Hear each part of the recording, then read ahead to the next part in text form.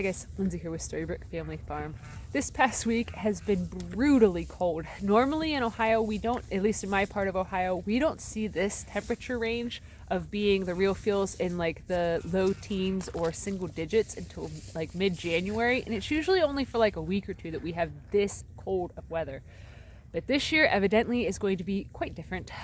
So we hadn't even had our first freeze yet. And then on Friday of last week, so the day after Thanksgiving, the real feel overnight got down to, I think it was like 5 degrees, something like that is what it was in town. And we're a few miles out of town. And because of us having the field right across the street there, and then it being a lower lying property with a lot of water around, we typically are a few degrees colder than what town is. So I would guess that the real feel here was probably around 0. And that was our first freeze.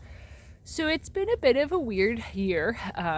We haven't had winters like this really since, well, I would say since before adulthood for me. So, you know, at least I'm 32, so it's been a while. When I was a kid, we used to get a lot of snow, and the snow would stick around, the ground would stay frozen for long periods of time, but not anymore. Anymore, it's been very mild winters and stuff, but you know, things change. So it is what it is. But so we did get, right before the cold snap happened, we did get our brand new mini split hooked up, which that can produce heat down to 5 degrees. It is bigger than what our house needs. However, it is not really quite strong enough to keep the house warm when it's this stinking cold. So as you guys could imagine, that really big field across the street, which our house is pretty close to the road, it produces a ton of wind that then just beats the tar out of the house and makes it so it's pretty windy all the time, which would be great for like wind power and things of that nature, but it's usually only windy like this in the winter time. So, you know, exactly when you want to have a lot of breezes, that's when it's there. Look. Just makes it very, very cold. But so we've been doing all right. We have had to a few nights actually build a fire to try to get the core temperature of the house up. We haven't had to worry about like pipes freezing or anything of the sort like that. It hasn't gotten that cold. But in the kitchen, which is the furthest room away, and our house is an old house, so it has a lot of small rooms in it. It does not have an open floor plan. So to get to the kitchen, it's kind of like a spiral to walk around. So it's not an ideal place for the mini split to be to also effectively heat or cool the kitchen. But so I did put a thermostat in there, just a little thermometer thing, and it was, the other morning it was down to I think like 62 degrees in there, which, you know, isn't that big of a deal. It is pretty chilly, but you know, it is what it is. It makes it nice so that way we don't have to burn anywhere near as much wood to stay warm. But like I said, we have had to have a couple fires here and there just to try to increase the core temperature of the house, because there is not heat in our basement, so it makes it so the floors are really, really cold all the time. So it's been doing a good job, but it hasn't been doing a fantastic job. So we probably in a couple months or so we'll save up money to try to put another mini split into the kitchen area, so then that way it's able to stay effectively warm. Everything else in the homestead has been doing well. All the preparations that I've made for our barn to try to make it better for winter time this year has actually paid off really well. The goats have been much happier this year than they were last year, because I've, you know, essentially I figured out all the big, really bad drafty spots and sealed them all up so that way it's warmer.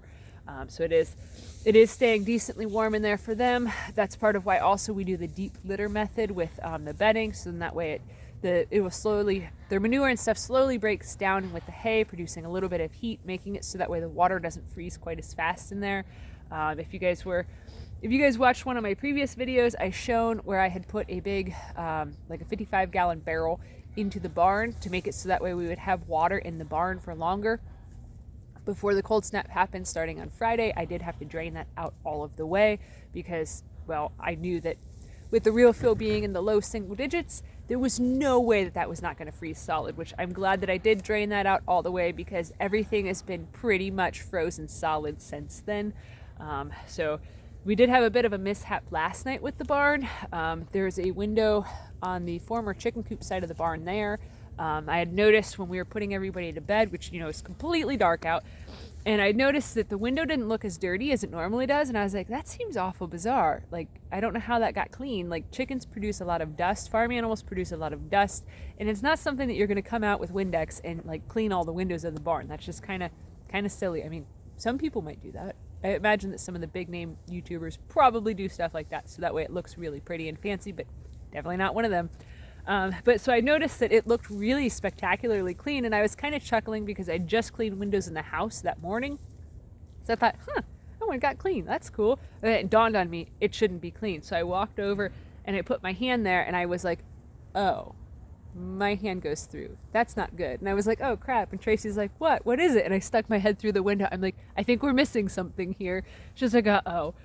But so it's way too cold for any caulking to help or to do anything or to set up. It's not going to be warm enough for me to properly fix the window for several days, which we have a laundry list of things that need to be done once it gets warmed up again. One of which is trimming the goat hooves. Right now it's been so cold out that they can't tolerate us messing with their hooves because, well, their feet are cold. It's kind of one of the things of when you're doing a lot of things, a lot of projects all at the same time and working really fast, there's a lot of things that just slip between the cracks.